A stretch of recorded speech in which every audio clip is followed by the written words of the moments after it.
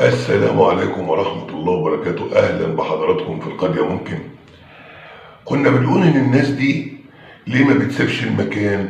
لأنها راقدة على قذرات وسرقات ونهب وتقليب. عافانا الله وعافاكم.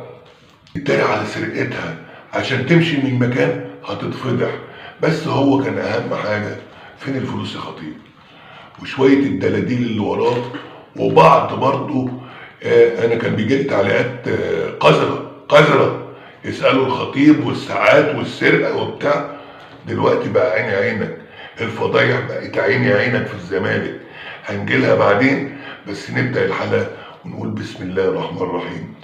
اللهم صل على محمد وعلى آل محمد عدد ما كان وعدد ما يكون وعدد الحركة والسكون وعدد ما أحاط في علمه المكنون، صلاة لا تعد ولا ترد ولا يعرف مقدارها أحد، يا من صفاته قل هو الله أحد الله الصمد لم يلد ولم يولد ولم يكن له كفوا أحد. أهلا بحضراتكم. هنبتدي الأول بأخبار الأهلي وعمرو السولية وتمزق في العضلة الخلفية.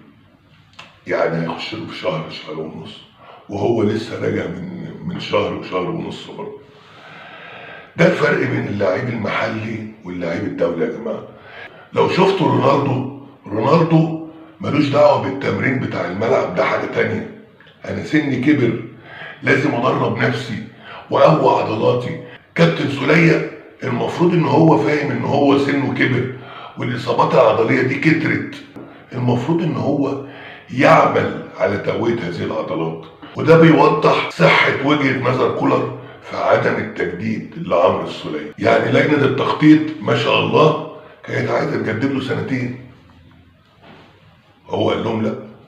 وده بيأكد ان التعاقد مع امام عاشور كان تعاقد سليم، انك انت فاهم ان المايسترو خلاص دلوقتي بيشطب لان هو مش مهتم بان هو يقوي نفسه.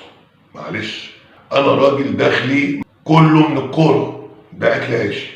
انت شايف ان في ضعف معين في العضلات، انت مره الاماميه مره الضمه مره الخلفيه. طب ما انا ده لو على حسابي، ده أنا لو هجيب واحد بتاع فتنس على حسابي بفلوسي ويدربني ويقوي العضله دي.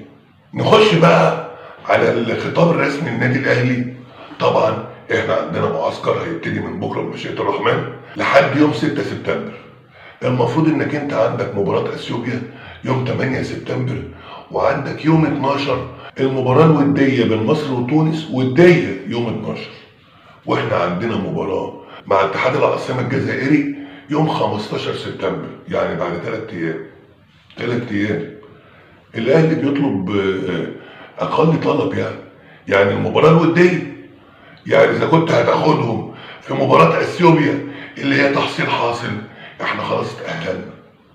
يبقى المباراه الوديه المفروض تسيب لنا اللعيبه. ومش هنتكلم انت عملت ايه مع الزمالك، ده انت ريحتهم في لوسيل الوديه، ريحتهم في مباراه في دور ال 64، طلعت زيزو والونش من المنتخب، وحسام عبد المجيد برضه من المنتخب، عشان مباراه انتوا فايزين فيها هناك 2-0.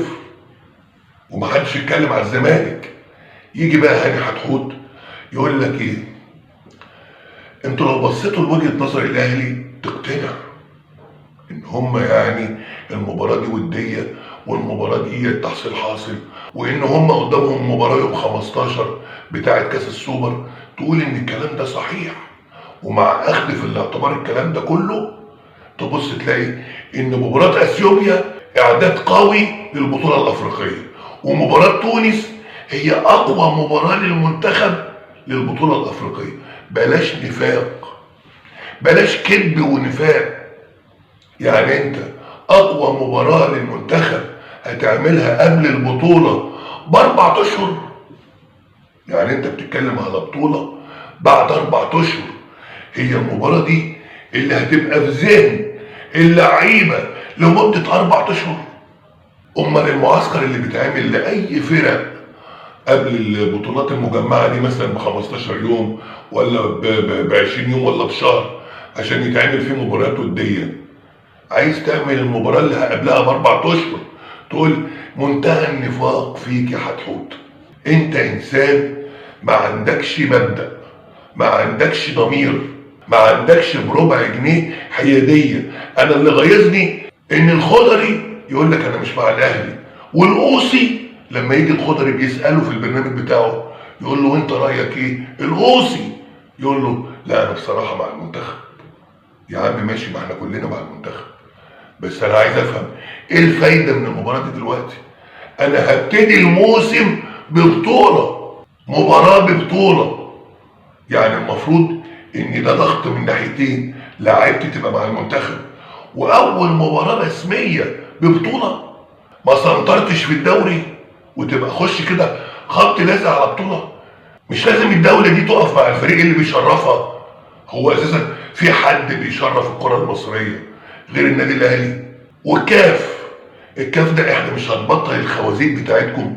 يعني انت لازم تعمل المباريات دي جنب المباريات دي، قبلها بيومين بعدها بيومين. قبل كده برضو البطولة الافريقية شغالة وكاس العالم للاندية، وما تتكلمش مع الاتحاد الدولي. هو في ايه؟ هو انتوا ما بتنسقوش مع بعض ليه؟ نيجي بقى للفضايح بتاعت هات الفلوس يا خطيب وهات الساعات يا خطيب. يكتشفوا ان 65 موظف مش موجودين، بيقبضوا كل شهر كام؟ 350,000 جنيه. 5 مليون جنيه في الموسم، السنة ب5 مليون جنيه. و400 موظف يومي اللي هي بتوع اليوميات مرتباتهم الشهرية 2000 جنيه، وهم بيقبضوهم على الورق 4000 جنيه و3000 جنيه. الفرق كام؟ 400,000 جنيه في الشهر ب6 مليون جنيه. ادي 11 مليون جنيه من الموظفين مش موجودين. موظفين مش موجودين وموظفين فرق المرتب عامل 6 مليون. وقلت لكم قبل كده البند بتاع الاتوبيسات 2-3 مليون بتاع اتوبيسات المصيف. ماشي، شوفوا بقى كل خازوق، والكلام ده كله من لجنه ملهاش دعوه بالتحقيقات. يعني هات لي بقى الجهاز المركزي للمحاسبات وهو يطلع الفضايح بقى، الفضايح اللي على حق. المجلس الوطني اللي على حق، اللي احنا ما شفناش مجلس وطني زيه بصراحه، تقليد على حق. مفيش حاجه سايبينها كده بالصدفه، لدرجه مخبيين مستندات في المبنى بتاعت الجامعه. المبنى بتاعت الجامعه شايلين فيها اوراق بتاعت الفساد. شوفوا الفجور لحد فين. بيت الله شايلين فيه مستندات للفساد جوه المبنى فوق. ويجي يقولوا لك ده اشرف واحد في مصر، واذا حد كلمني على الفلوس دي جت منين ولا راحت فين هطالبكم بال30 مليون اللي انا مديهم كمان. يعني بيهددهم ان كنتوا لو انتوا فتشتوا ورايا انا بقى هرفع.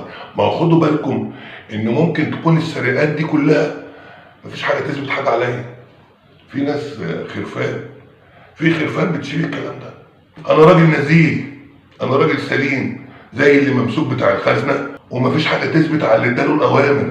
ما هو كان خايف، هو بينفذ خوف لان كان هيترفد، لكن مفيش حاجه تثبت. ده الفساد اللي موجود في النادي الوطني. يا سياده الوزير خلي لجان تفتيش تفتش صح، خلي لجان تفتيش تفتش صح، عشان الفضايح الجرس مش كل يوم، ده كل ساعة في جرسة جديدة، كل ساعة.